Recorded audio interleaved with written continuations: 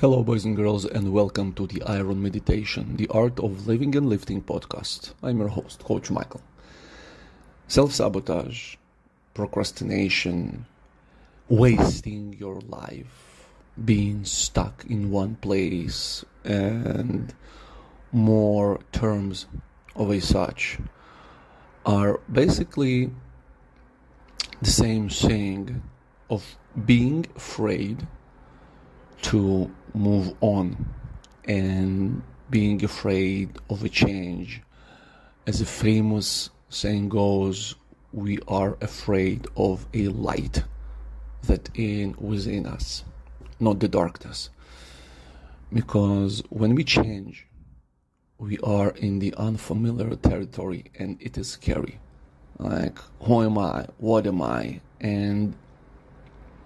But it's not about the philosophy of the new you or the new me I want to talk today, but about the mechanics of this self-sabotage or procrastination.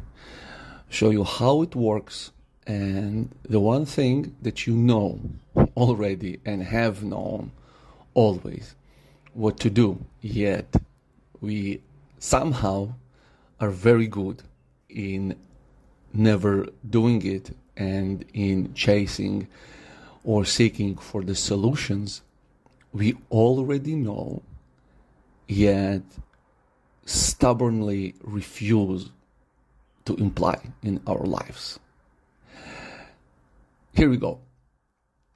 There is a little voice inside our head that always seems to pop out by the end of any important endeavor, any important project, anything that is will progress us forward. So, true story here. I was driving this week. Yes, it was this week, beginning of the week. It's my taper week before my submission set for New England Kettlebell Cup. Meaning that I'm not training, almost. It's just some short sets, that's it, body needs to rest, and then I go and do my 10-minute lift. And suddenly this voice appears inside my head like, listen, what about this powerlifting cycle you always wanted to do? Because you need to do it, which I do. It is true. And the voice went like, okay, like the week is easy with almost not doing anything. Let's go for the commute trail run, or you have this goal in the pool, finishing 1K butterfly. Like, let's begin prepping out. And it seems so reasonable because I almost, and please mark this word, almost finished with my current project, with my current goal, which is a 10-minute long cycle set for the New England Cup. But I haven't finished it yet because the actual set did not happen yet. It will happen next week.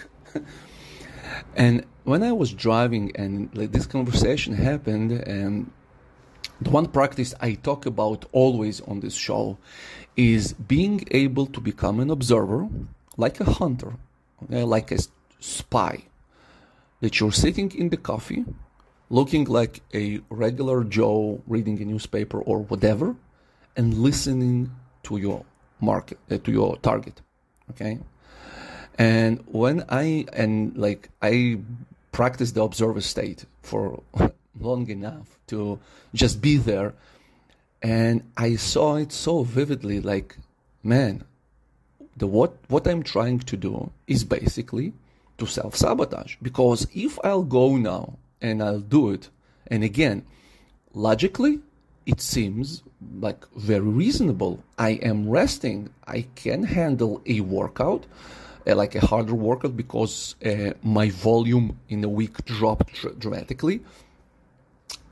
And it's very easy to lose sight and to sell you the bullshit stories that you finished before you finished, because nothing is accomplished yet. The almost is not certain. And this is always the hardest thing to do because it catches you on out of guard. This, oh, you have an easy week, let's do it, like you have the time, let's do it, let's go for this. But no, nothing finished, nothing happened yet. And having the discipline to just follow the plan is the key for future success, despite and regardless how unlogical it may seem. And by the way, same goes for partying and alcohol, right? It's whatever you do, regardless, you ain't done yet. Now, please, the same follows for anything you do. I have friends that messed up their lives because they were almost divorced, okay? Almost.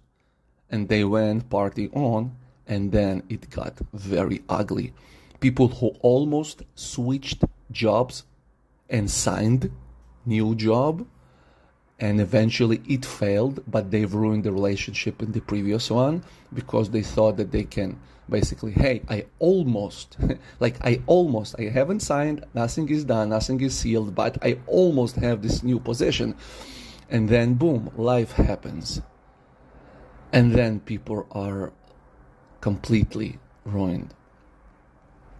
And the second part is when you have this bright idea, like you know what you need to do, you see it very clearly when there is nothing that you can do about it.